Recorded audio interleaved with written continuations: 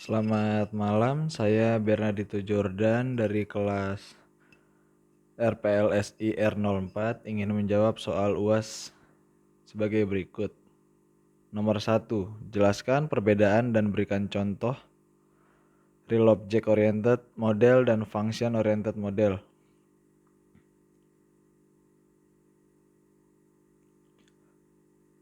Jadi perbedaan Object Oriented Model dan Function Oriented Model adalah kalau Object Oriented Model adalah paradigma pemrograman berdasarkan konsep objek yang dapat berisi data dalam bentuk bidang sering dikenal sebagai atribut dan kode dalam bentuk prosedur sering dikenal sebagai metode. Bahasa pemrograman OOP meliputi C++, C++, Python, PHP, JavaScript, Ruby, Perl, Object Pascal, Objective-C, dan sebagainya. Lalu pada OOP semua objek adalah pada OOP semua adalah objek.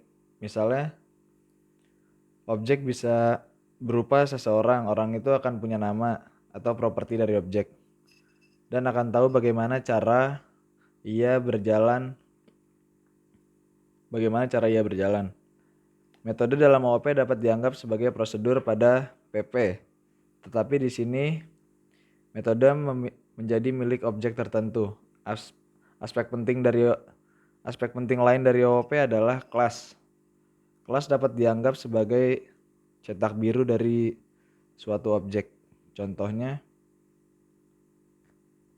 kelas, nama kelas, kurung kurawal, string atribut 1 titik koma, string atribut 2 titik koma. Lalu ada void nama metode, buka kurung tutup kurung, kurung kurawal, dan tutup kurung kurawal.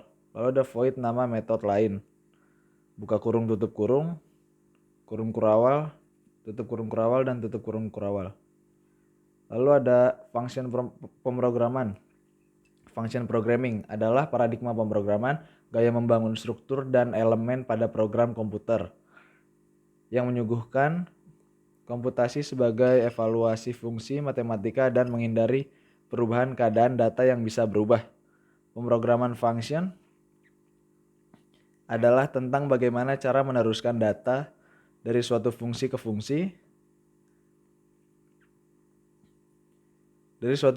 fungsi lainnya untuk mendapatkan hasil yang dikehendaki.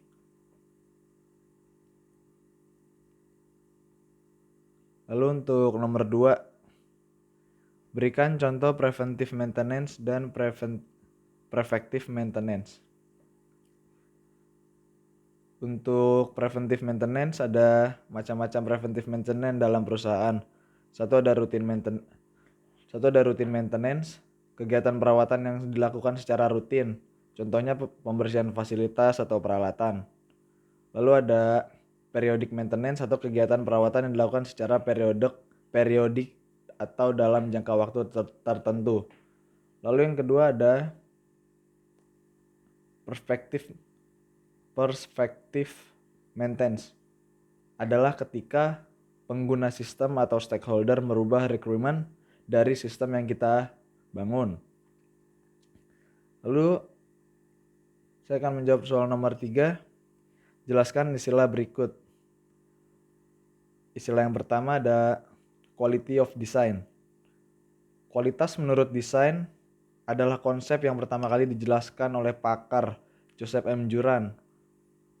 Falsafah yang mendasarinya adalah kualitas harus diintegrasikan dalam sebuah langkah proses. Bukan hanya diuji di bagian akhir proses untuk memastikan kualitas produk akhir dan yang konsisten. Meskipun pada awalnya banyak digunakan dalam produksi otomotif dan elektronik, baru-baru ini dapat perhatian besar dari industri, khususnya untuk segmen bahan kimia dan farmasi. Lalu yang kedua ada quality of conformance. Kualitas kesesuaian adalah ukuran mengenai cara produk memenuhi berbagai persyaratan atau spesifikasi. Jadi, satu produk dikatakan memiliki kualitas atau kesesuaian apabila produk tersebut tidak menyimpang dari spesifikasi yang ditetapkan dan memenuhi permintaan konsumen, sehingga konsumen merasa puas dengan produk yang diterimanya. Kualitas kesesuaian yang tinggi menyebabkan total biaya menjadi rendah, karena biaya yang dikeluarkan keperluan produk rusak atau cacat tidak ada lagi. Untuk kualitas kesesuaian harus benar-benar diperhatikan oleh pihak manajemen dengan mengadakan perencanaan dan pengawasan kualitas yang baik sejak awal. Lalu ada quality control. Pengendalian mutu atau QC untuk akronominya adalah suatu proses pada intinya adalah menjadikan entitas sebagai peninjau kualitas dari semua faktor yang terlibat di dalam kegiatan produksi. Terdapat 3 aspek yang ditetapkan pada pendekatan ini, yaitu unsur-unsur seperti manajemen pekerjaan, proses-proses yang terdefinisi dan telah terkendali baik. Lalu yang kedua ada kompetensi, seperti pengetahuan, keterampilan, pengalaman, dan kualifikasi. Lalu yang ketiga ada elemen lunak, seperti kepegawaian, integritas, kepercayaan, budaya organisasi, motivasi, dan semangat tim. Lalu yang keempat jelaskan tentang atomicity dan konsistensi. Atomicity adalah keseluruhan dari tindakan yang harus diselesaikan atau dibatalkan, namun sebuah proses atau transaksi tidak dapat sukses secara parsial. Lalu ada konsistensi. Konsistensi adalah proses yang mengambil sumber daya dari satu bagian yang konsisten dengan bagian lainnya. Lalu saya akan menjawab soal nomor 5. Penjelasan mengenai configuration item tree. Configuration item tree adalah semua hal yang bisa membuat service IT jalan. Contohnya polisi, project, dokumentasi, staff, supplier. Dan configuration item ini dikolek oleh tools yang ITIL sebut CMS.